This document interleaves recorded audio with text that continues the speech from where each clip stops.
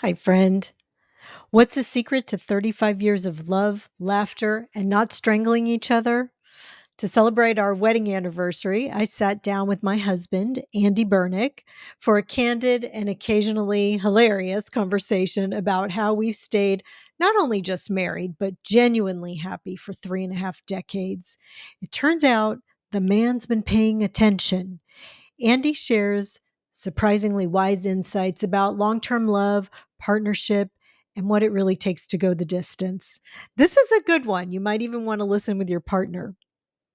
Please don't forget to subscribe to the podcast wherever you listen. And if you enjoy it, I'd really appreciate if you could leave a review. And don't forget, you can watch on YouTube and please subscribe there as well. Okay, now let's check in with Andy Bernick. Hi, friend. I'm Lauren Bernick, and I'm flipping the script about growing older. From rebels and rule breakers to wellness warriors and wise women, my guests have been influencers since before that was even a thing, and we're not even close to finished. Welcome to Age Like a Badass Mother. Today, I welcome my most special guest yet, a man who was brave enough to start law school when he was 48 years old, graduated cum laude, and passed the bar on his first try.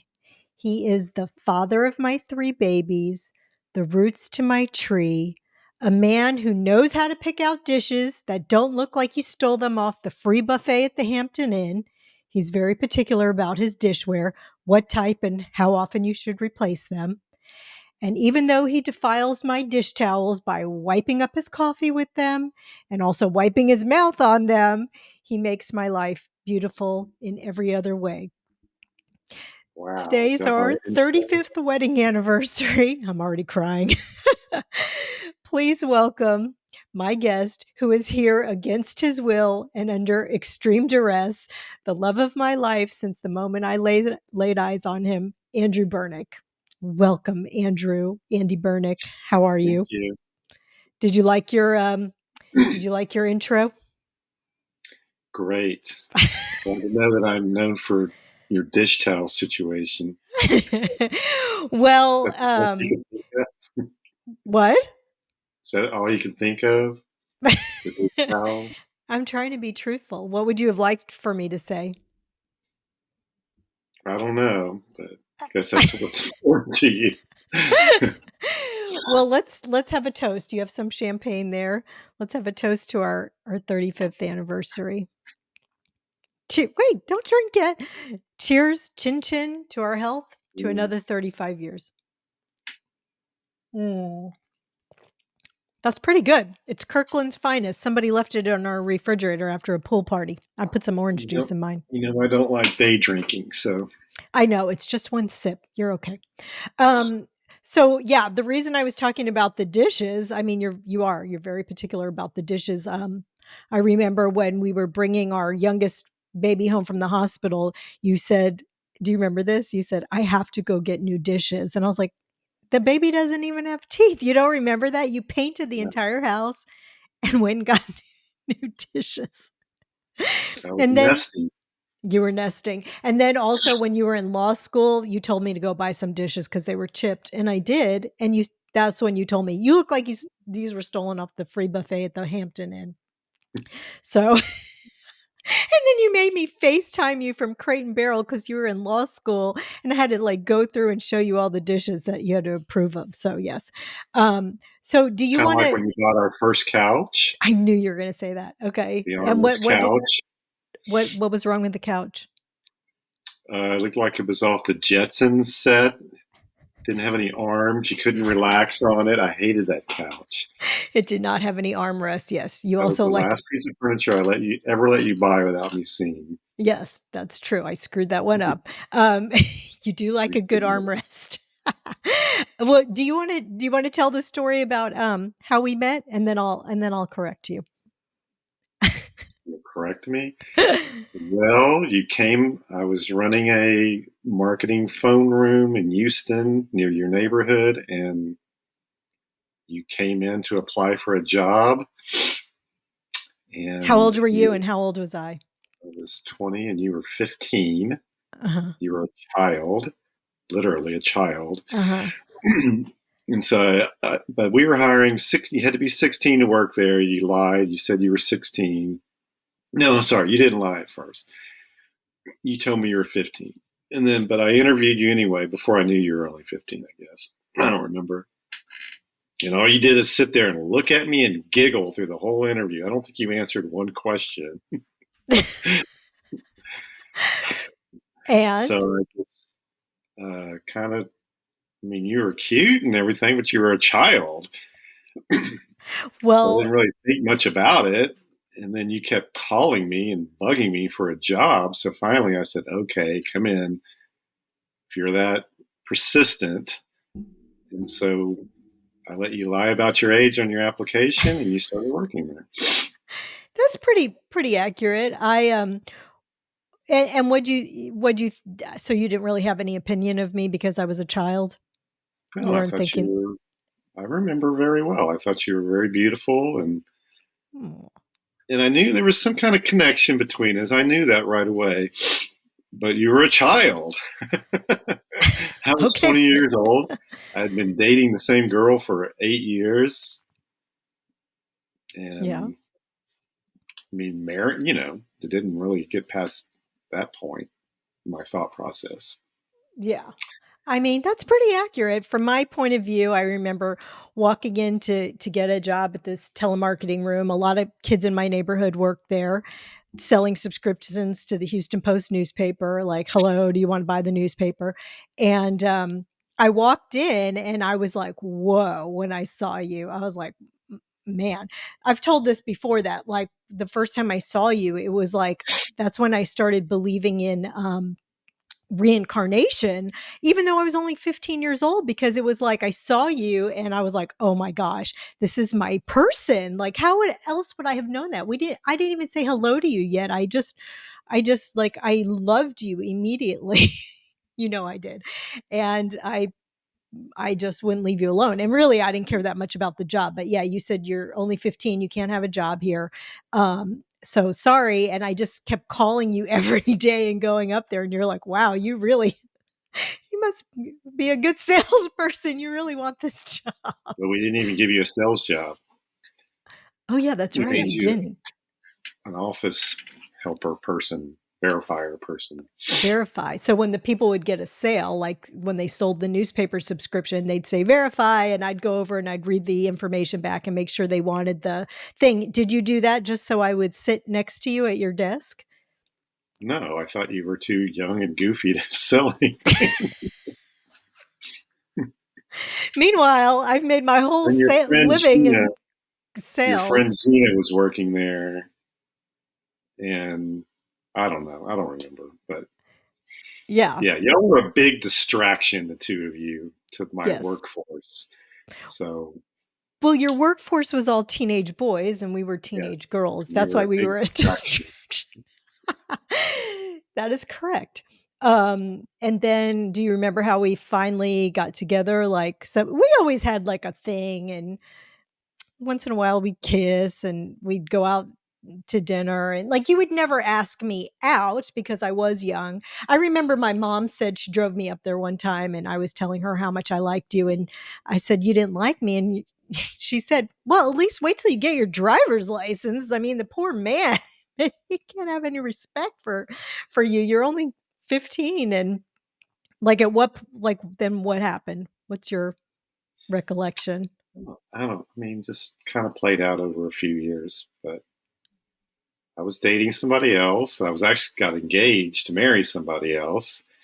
And I remember you were very upset when you found out about that. Yeah. Well, that didn't work out.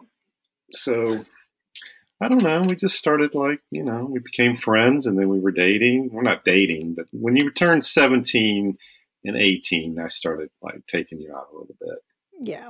When We you got a turned little more. 18, then we started dating. Uh-huh. And That's then it. do you remember when I moved in with you? What happened? Yes.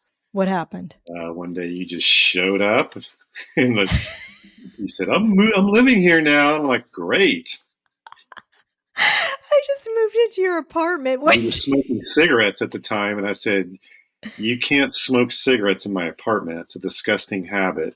Uh-huh. And you go, Well, "Well, I'll get the apartment next door." I said, "No, you're not getting the apartment next door. You're going to stop smoking cigarettes," which you did. yes.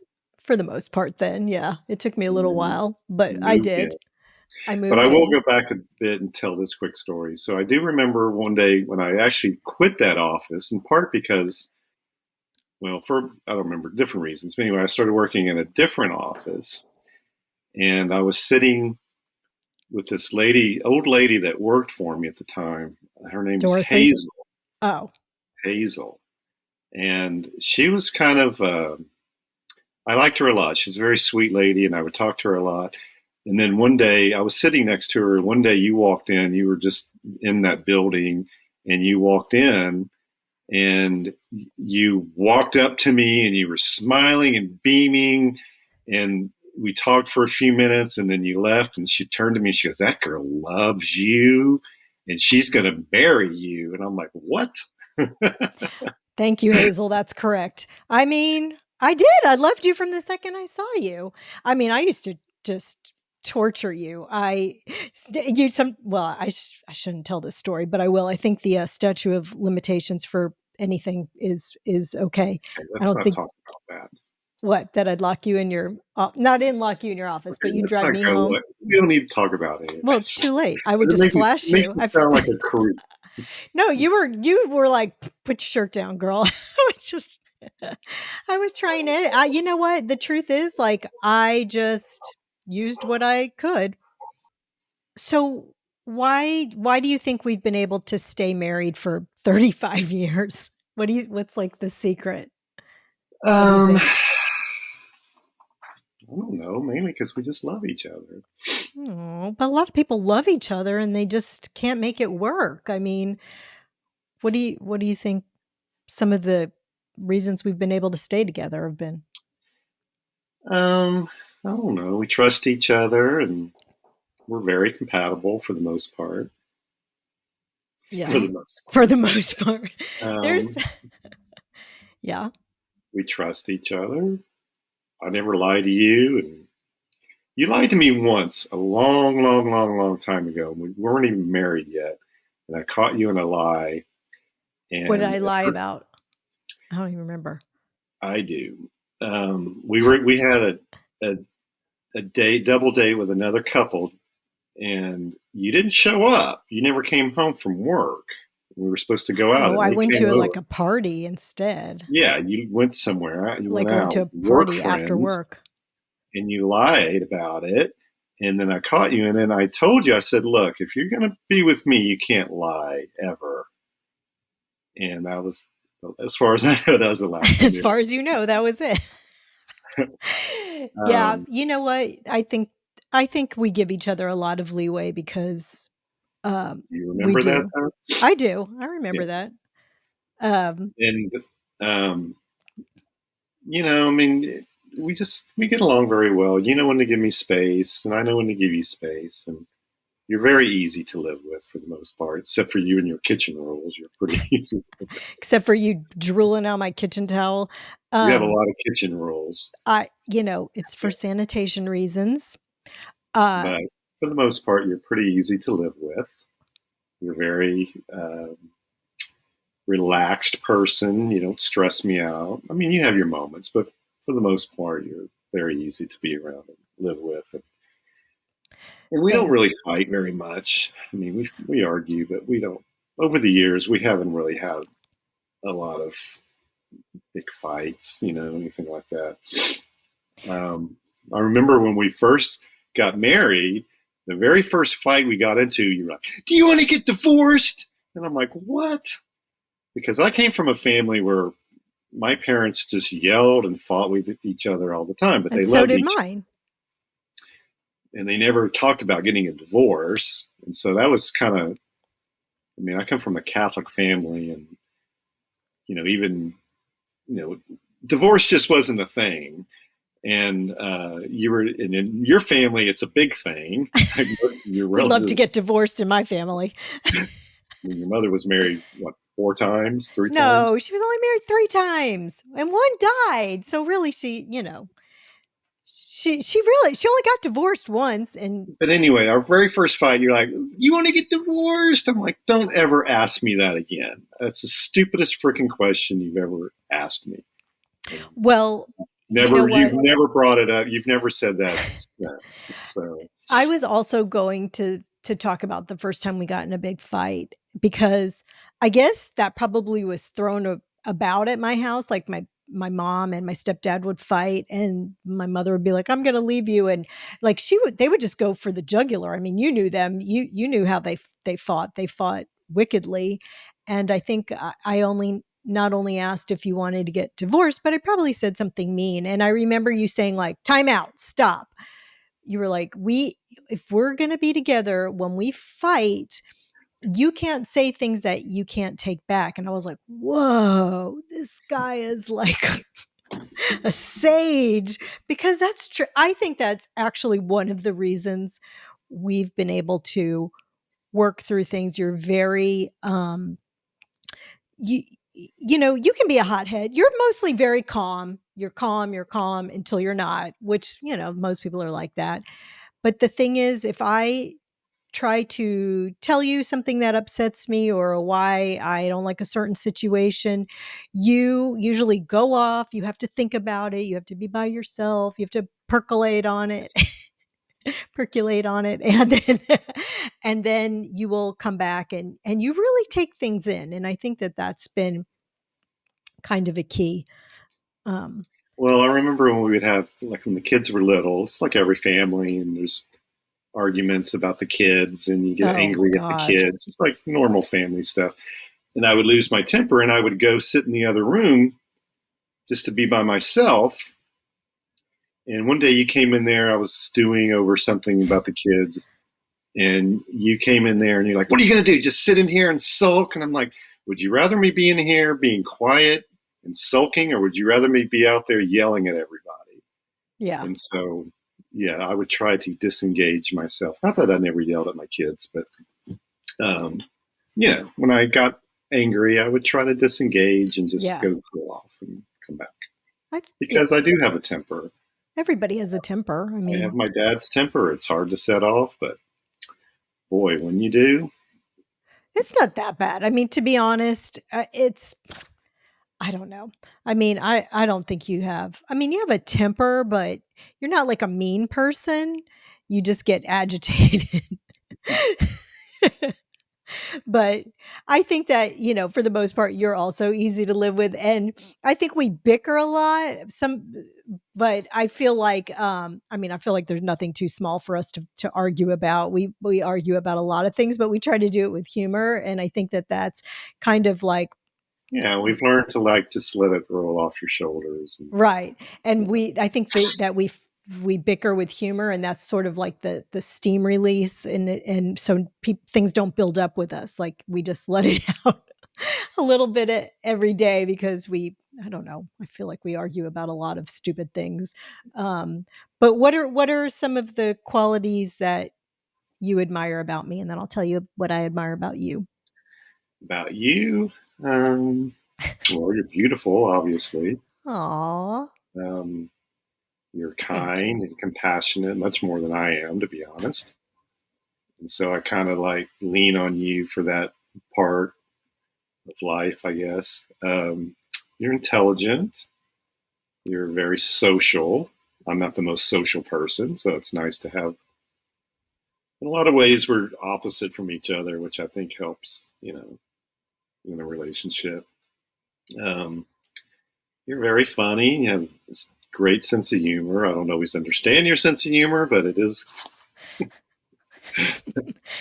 You're um, you're an excellent mother to my kids.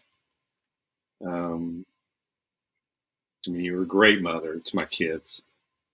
I remember before you were so young when we had Jane, our first, my mother was like, I was very worried about you raising a child Yes, because you as were was so I. young. I was My very mother had immature. raised 7 kids, so she was like Yes. a veteran. Yeah, you just, you're an excellent mother. Kids love Yeah. you very much, more than they love me, I'm sure. That's not true. No, your And mother you're, was concerned. What? yeah, she was very concerned. But, she died and Jane was just a baby, so she didn't get to see Right. you raise kids. And I regret that, even though I know she's watching. Yes. She's Um, definitely with us. and I'm sure she's very proud of how you Thank you. raised your children. They all turned out to be very excellent individuals and humans. Um, Aw. and you other things I like about you are, you like the good thing. One thing I really admire about you or like about you is you like the good things in life. I mean, you like comfort and you like luxury, but you're not materialistic, and you're not the kind of person that has to go out and buy everything they see, everything that somebody else has, and just so you can have it. You're not materialistic, but you do like the better things in life, and I'm very much the same way. Um, and you like self growth. You're always looking to improve yourself, and like starting your podcast, and you never relax, and you're always looking to grow and be a better person. And so I admire that about you a lot. Oh, thank you, honey. I just don't even know where to start about. I mean, you're just steady. You're kind. You're very kind. I remembered when I first met you, just hearing how you talk to other people, because again, I didn't have the greatest example of how to talk to people, and you're just so steady and kind, and you always make good decisions. I never have to I worry don't about like always make good decisions, but what? I don't always make good decisions, but I I'm mean, I for the approach the most part. decision process. Approach the decision process a little bit more systematically than you do. Let's put it that way. Well, yes. I mean, like if we're going to buy a couch with arms, like we'll have to look at every couch that ever was made. And then we usually go back and buy the first couch we both liked, which I would have been happy with in the first place. So, Yeah, yes, but true. that's true. You do like to explore your options. But like I said before, I think that, you're willing to take things in and to change. You also have a growth mindset because, like I said in your intro, you didn't even go to law school till you were 48 years old, and you excelled at it. You were brilliant. You have a brilliant mind. You're very, very smart. You're always reading.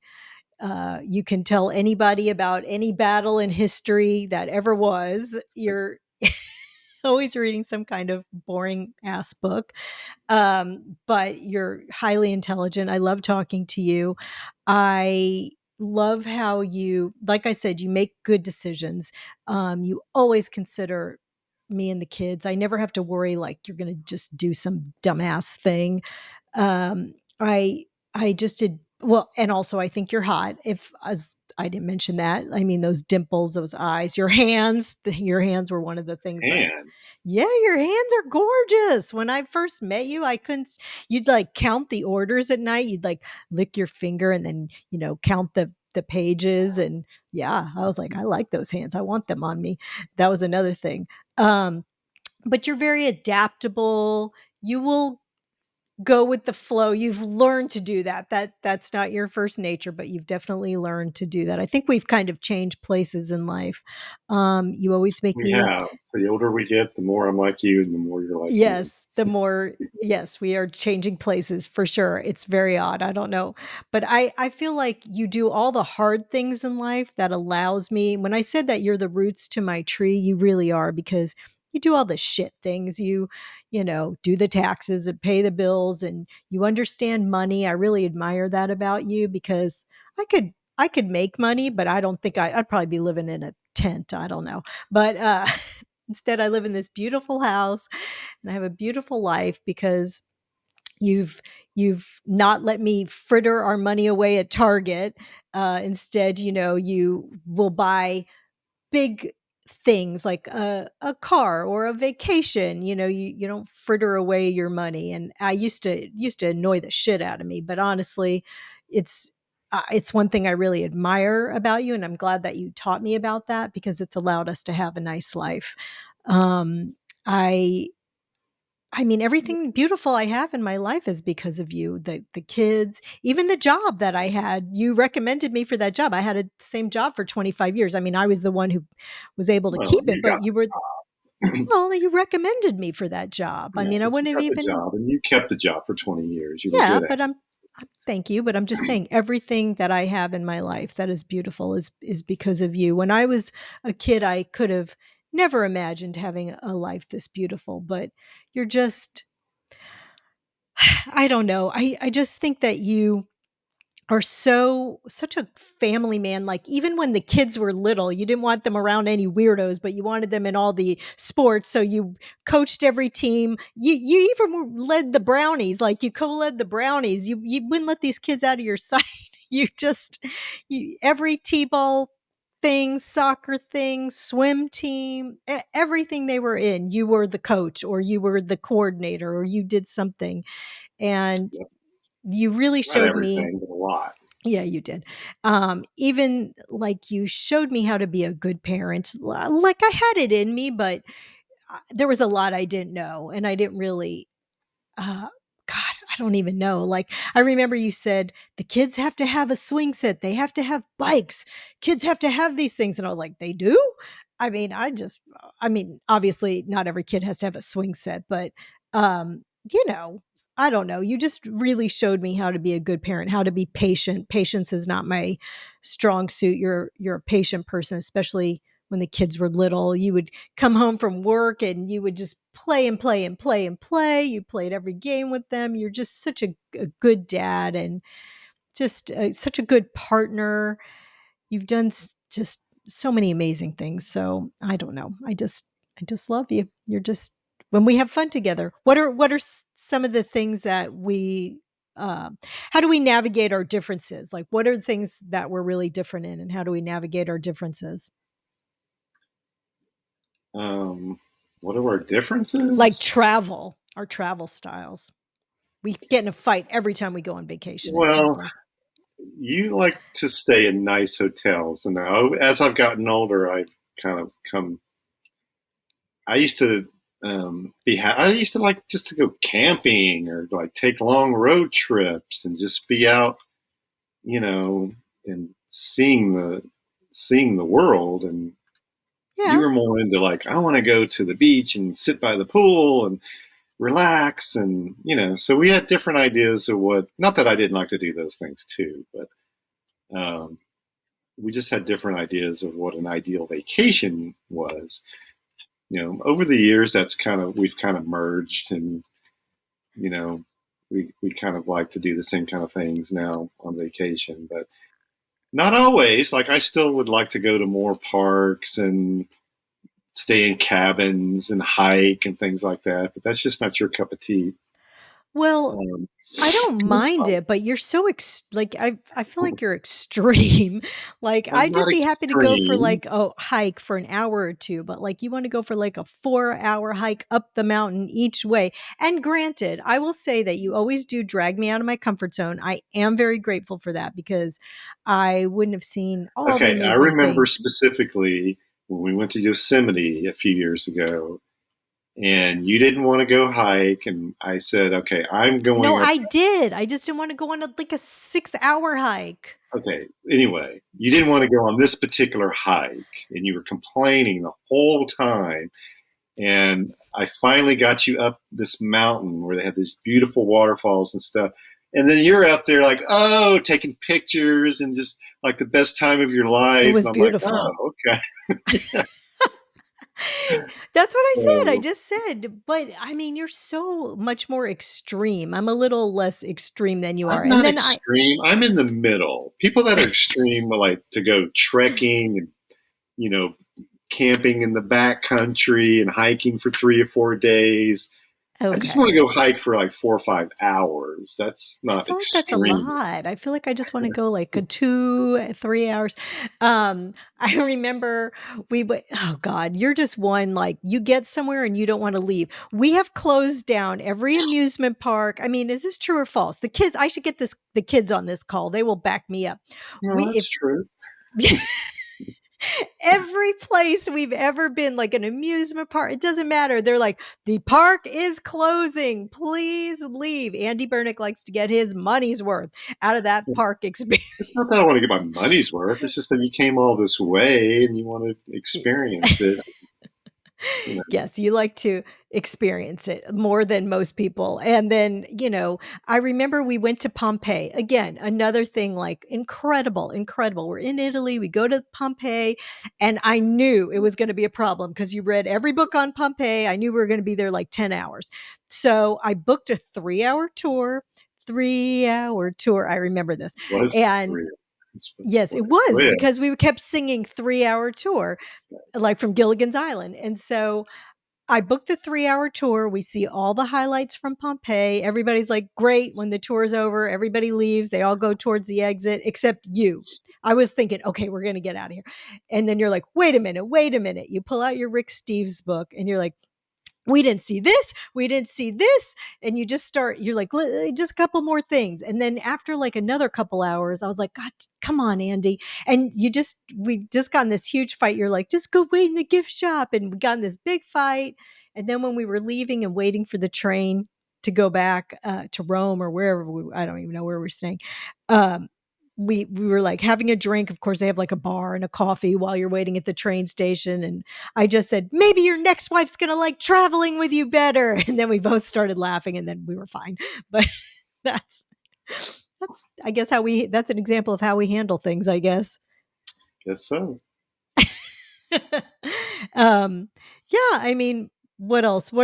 So I think some things we like to do, we like to go see live music. That's one reason I ask everybody, like, what's your favorite concert? Because we probably go to what, like 3 concerts a month, or we go see live music all the time in A lot of Austin. concerts, especially living in Austin.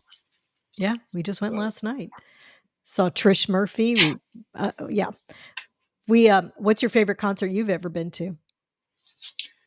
oh, you know what? I knew you were going to ask me that, and I just don't really have an answer. And I think if you asked me on different days, I'd probably give you a different answer. But I mean, What are some of the highlights? Some of your favorite? well, I mean, like in my early teens, I would say I went to a Rolling Stones concert in Houston, and that was incredible. Was that at the Astrodome? I No, it was at the old Sam Houston Auditorium, which is a kind of a small venue. But I remember we snuck in. Yeah, you were always sneaking in. um, we snuck into the concert, and I was 14 years old.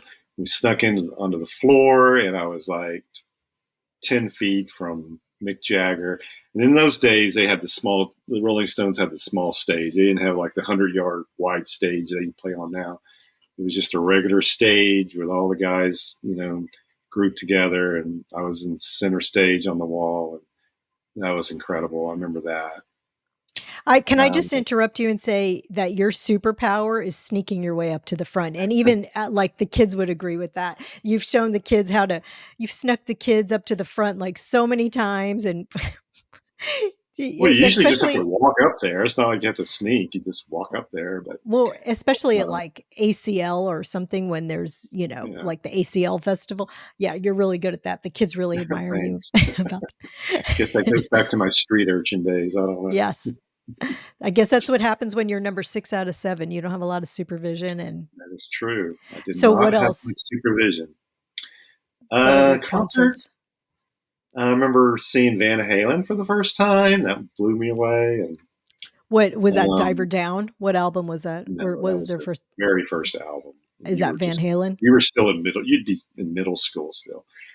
Um, and that was a great show. And then, I mean, I've been to a lot of good concerts. Fleetwood Mac in the '70s stands out. Genesis, who Oh, I know you hate, but they used to put on great concerts. Um, More recently, like Paul McCartney at ACL, that was a fabulous show. Yeah, that was a great show. And we go to a lot of shows, smaller venues like ACL Moody. And sometimes the shows really surprise you, like Love and Rockets. I was never Love a and huge Love Rockets and was Rockets so show, but good. that was a great concert, you I know. love So, Love and and Rockets. then That sometimes was a you go to great a show. show expecting to have a great time, and it's not so great, you know. So, but yeah, Yeah.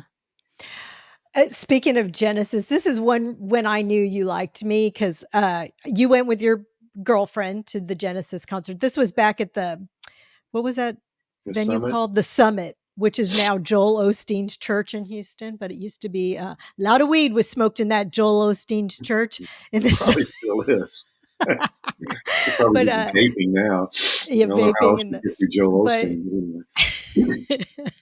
so yeah, it used to be a concert venue. It was the Summit, and you went with your girlfriend. And so this guy asked me to go, and I didn't really like this guy, but I wanted to go because I was like, maybe I'll run into you at the concert, you know. And sure enough, you were sitting rows just by coincidence, like maybe 5, 6 rows in front of me. And you had your binoculars. And so, of course, I was putting on a show with this guy. I was probably like making out with him or whatever. And I remember I saw you, you turned around with your binoculars looking at me like 6 rows I back. vaguely remember that, but I'm sure you weren't 5 rows behind me. I wouldn't Oh, have my yeah. binoculars on. Okay, maybe like 10. But anyway, I was like, I think he likes me. But I think one of my favorite concerts was I don't even remember the name of this venue. This was in the early 90s. I think Jane was a baby, so maybe like 93, 94, and it was Jane's Addiction, but Flea was playing with Jane's Addiction. Do you remember that concert? Yeah, Flea from the Red Hot AT. Chili I Peppers? was at the AT&T It arena. was like the Verizon Center or something. Like it was like a It was little AT&T. tiny. Yeah, it's not there It's anymore. not there anymore, but it was like a little tiny venue in Houston, and Yeah, we were, like, up above the stage, and it was, like, Flea from the Red Hot Chili Peppers playing with, Jane's Addiction, it was, like, Perry Farrell and Dave Navarro and Flea. I was like, oh my god, this is the best concert." That's one of my standout concerts just because it was so we were so close, we were, like, right on top of them. I don't know why, like, we were above them looking down, but that was great. We've seen The Cure, like, 20 times. Um but yeah, I love all the concerts that we go see at the little ACL Moody Theater. It holds what, like 1,000 people? it holds 1,750 people. That's my man, full of knowledge. Well, it says it right there on the staircase that you pass every time you Oh, go. really? I never noticed. Capacity 1,750 people. We just saw Violent Femmes there. That was a great show, wasn't So you've passed this a million times. What person has had the most ACL tapings? it? I don't know, Willie Nelson? Yes. Okay. Very proud Whew. of you. Maureen. Thank you, honey. I mean, he does have a big statue out in That's front. statue in the front. Yeah, we've also seen Willie Nelson. Yeah, we've seen some good music, and that is one thing that we love to do together. We love music. What are some of your best memories from the past 35 years? Oh my God. There's so many. Yeah, I don't know. We've had different phases, but I mean, when the girls were young, taking them to Destin, I remember those days. We'd Yeah. go to Destin sometimes That was when twice a we only year. had 2 kids, yeah. Yeah. And we lived in Houston and it was a 10-hour drive. So we would just pick up and before they started school. So we had a lot of flexibility and we would just get up and go to Destin a lot and stay. And Destin is a beautiful place. And I remember that. That's very fond Yeah, of that that. was nice. Um, you know, when the girls were young, living at that country village, and your mom lived down the street, and Nikki and Danny lived down the street, and the Nichols, and that was a good time. And all the Yeah. pool days at the country village pool. You were the king of the country village pool, throwing all the kids up in the air and being King Triton. The girls were That was Ariel. that Yes, was that a was lot. fun. I have a lot of good memories about country village. That Um, was our neighborhood. It was I called mean, I know you feel the same way, but being a father and having kids was to me that's when my life really started. And not that I didn't have fun and good memories prior to that, but that's when I felt like my life was really starting.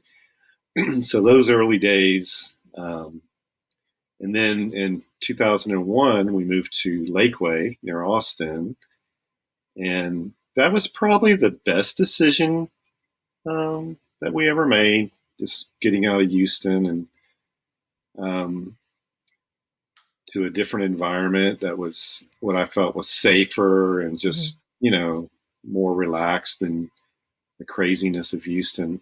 Back then, Lakeway was a fairly small town, and everything was real confined, and so the kids couldn't really go anywhere. They were in the it was more of a small town, and we lived near the lake, and we got the boat, and all those days boating with the kids, and then Far was just a baby at the time, and he basically grew up, in Lakeway. And I just remember I have a lot of fond memories of the girls and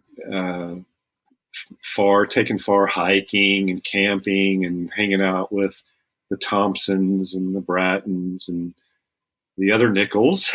We had the Nichols in Houston and another Nichols family in Lakeway. Yep. And those are just a lot of great fun times. Yeah. Yes. We did have So a lot I of don't good know times with the boat. any specific things, just overall, it was just, and the coaching all the teams that you already mentioned. At the time it would wear on you because every day we had something we had to do, Every like day. be somewhere, Ugh. take this kid there, do this, do that. And you never think it's going to end. And then it does end. And you look back on it and you realize how much fun it was.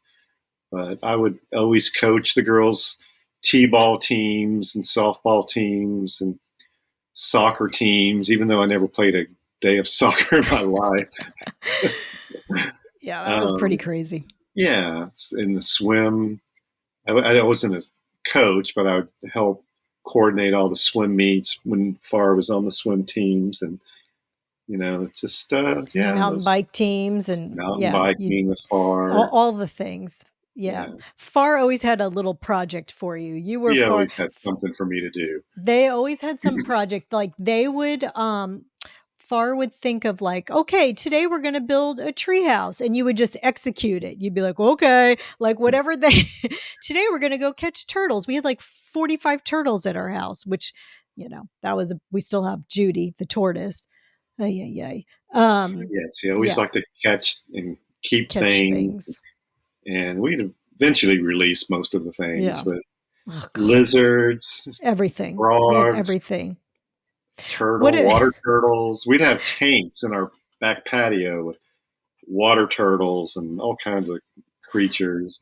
What about, I remember we went on vacation. I think we went to Puerto Rico and, by this time, like, I knew I just would bring a container. They called it a container. Ma, No, you got a in Puerto container? Rico, I remember we stopped at a pet store and got a little Oh, a cage. cage so they could bring So back maybe a that was in lizard, Florida. I don't a remember, but yeah, coquille, we'd always have a little cage so Far could catch lizards or a whatever. container with holes Yeah, in it or a cage. I Yeah. mean, I And remember taking him to we were at Disneyland, yes, Animal Kingdom, I guess it was, yes.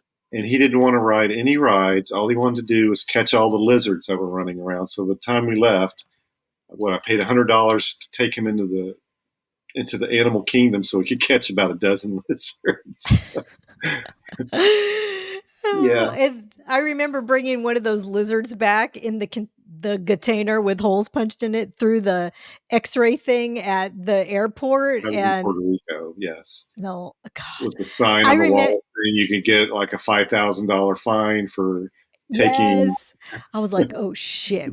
But we got through. Like, yes, if you take any animal, whatever, live animals, it's a $5,000 fine. Maybe it's like 50,000. It was a lot. And I was like, oh shit.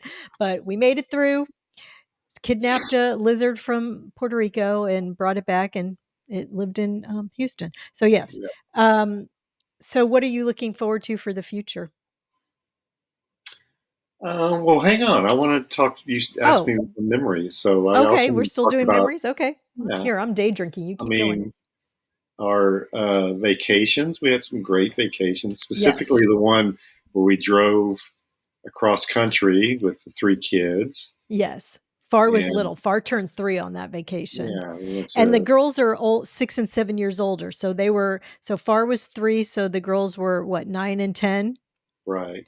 And we went to New Mexico, Uh-huh. California, or Vegas, Utah, California, Mhm. Arizona. Yeah, Yeah. that was probably one of my favorite That was vacations pretty fun. We went to the Grand Canyon, we got in a fight in there. Cameron.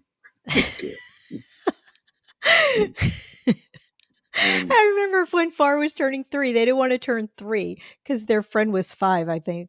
And remember that? "I don't wanna be 3." And well, do he you didn't remember? want to turn 3 because we kept telling him, when you're 3, you're going to have to do this, or you're going to have to "Oh, well, eat this. you're gonna try Yeah, you're going to broccoli try. when you're No, or he 3." would always say, "I'll try that when I'm 3." Yeah. And then when he was turning 3, he's like, "I don't want to be 3," because "I he don't didn't wanna want be to do it.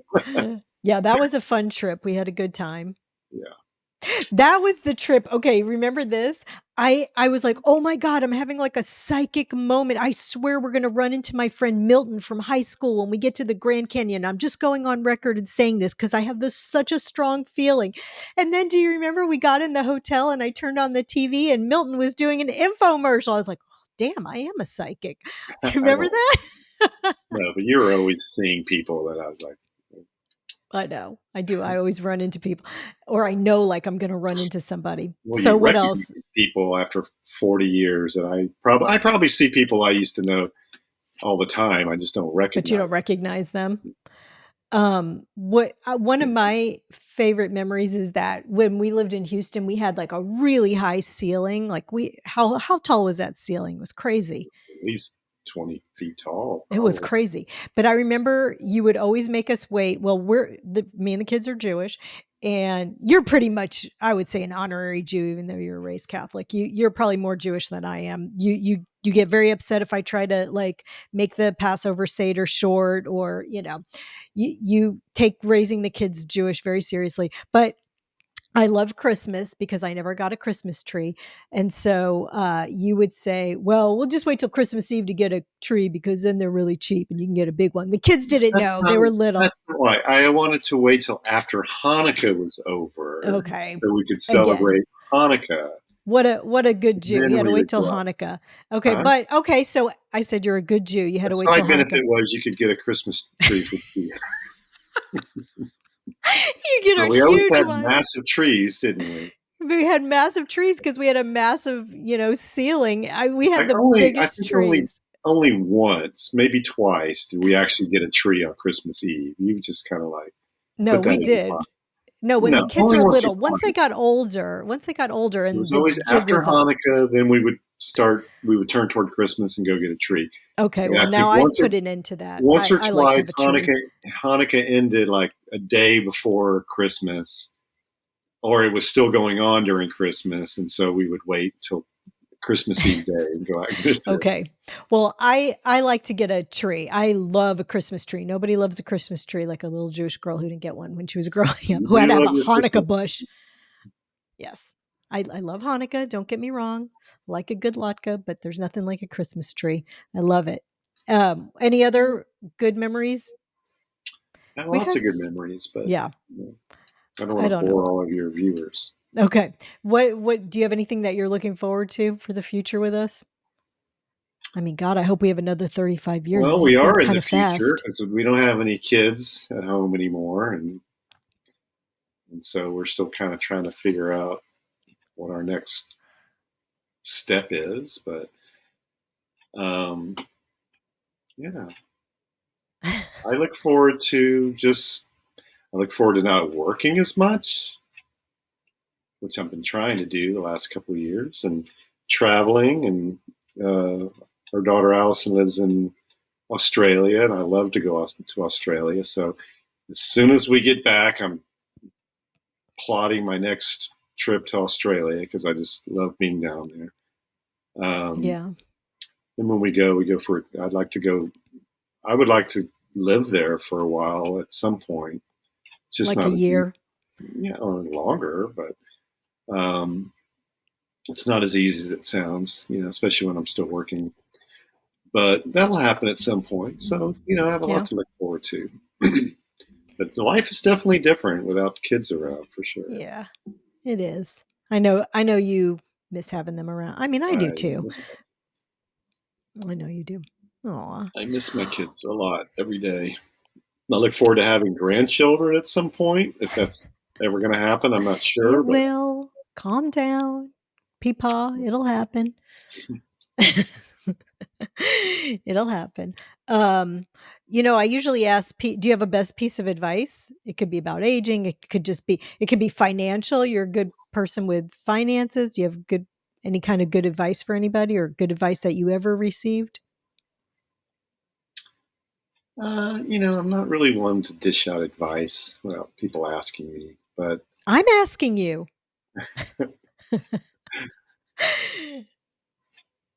um, I wish you had prepped me for this. But I actually did. I gave you a list of questions well, you because you are do the you do worst ask. guest. Okay, well, you usually ask your guests advice about aging. Okay, So do you have some advice about aging well? yes, And what is that? and I don't know if I'm aging well or not, but Yes, you are. You're um, amazing. Can I say how old you I are? I'm 62. Me, yeah. My advice for Wow. my What? advice for aging well is to stay active and to keep your mind working. Because I've just watched so many people who stop doing, not necessarily work, but like even if you retire, to find something that you're interested in doing and keep your mind active. And that, to be honest with you, that's what worries me because once I stop working, I don't know what I'm going to do. Um, and I definitely want to stop working at some point, but I just don't know what I would do all day long. But reading a lot. I do a lot of mind things like puzzles and You play chess crossword, online? You like play chess a chess all the lot. time? Because I just think you have to keep your mind moving. Because I've seen so many people that just sit down in their older age, like my dad. I watched my dad sit in front of the TV every night for years and years and years, just doing nothing but watching TV from 7 o'clock to 11 o'clock midnight every day. And he would read, but he just didn't. That was his life, and of other people as well. So I just think you have to stay involved. Um, I think it's important that you keep interacting with people. I'm not the most social person, and I kind of lean on you for that. But I do think it's important that you stay interaction with other people and just stay involved with life rather than it's very I've noticed myself as I'm getting older, your world starts to get smaller because when you have kids at home, your world is your kids and you meet a lot of people through your Yeah, through kids. your kids. In fact, some of Right. our best friends we've met through our kids, Yeah, like the Thompsons absolutely. were good friends in Lakeway, and we met them because I was coaching uh, um, Some Vandala T-ball. was on the T-ball team with Jane, our Uh-huh. softball team, and so anyway, you meet a lot of people when you're raising kids because there's a community, and when your kids are older and they move away, you don't have that as much. And you and I we don't go to church or synagogue often. A lot of people lean on that. Often, we never go. What are you We talking never about? go. We We never used to go. when the kids were younger, but we've Well, stopped yeah. going. Um, so But we've still met a lot of friends. We have a lot of new friends. I don't yes, even we do. have, but And then we yes, moved from Lakeway into Austin, Central and it was Austin. kind of like starting over. And one thing that I think that I've done that has helped me stay young is I like I'm on my third career right Yes. now, um, and I used to be in publishing and marketing, and then that kind of the company shut down, but um, and then I was in real Yeah, estate because you for worked at a many. newspaper. Yeah, I mean, I was for many years. I was working in real estate. I still work in real estate, but I went to law school. I was practicing law for a decade. I didn't really enjoy it, but so now I'm just trying to work less. He owns a Uh, property management company. That's I your do, main and I work work. now. I try not to work all the time, um, but I think. new challenges as you get older. And I once read that people who have multiple careers live longer lives. And Huh. so I think that's important because it just gives you something new to look forward to and focus on, So Yeah. like law school was 4 years, probably the hardest 4 years I've ever had, but probably four of the most enjoyable years I've You had in my life. loved it. You I loved did. law school, I think. I That did. was really, I met a lot of cool people and just, it was a challenge and I you were needed, one of the oldest people too, right? I was. No, there was one person that was older than you, There but you was were one or like, two older. So when you go to law school, you get put in a section of about 50 people and you go through law school together more or less. And I was definitely one of the older people, but um, yeah, I loved it. you loved it and you did great. You, like I said, you graduated cum laude and you, I just wish I enjoyed practicing law as much as I like law school. eh, live and learn. It's okay. It's okay. I don't It's need, okay. if I needed to do it, I would be out there doing it. But Yeah. Well, like I'm glad you picking got to fights do with that. people is not my No, ideal you enjoyable life. that's It's too no, stressful. you're not like that. And also you have a big heart and you just ended up doing so much free law work. It was kind of Still cuckoo. do, and I know. I do a lot of legal work. Not a lot, but um, my law degree has helped me tremendously in my current business because a lot of my clients lean on me and for Yeah. for advice. Mhm.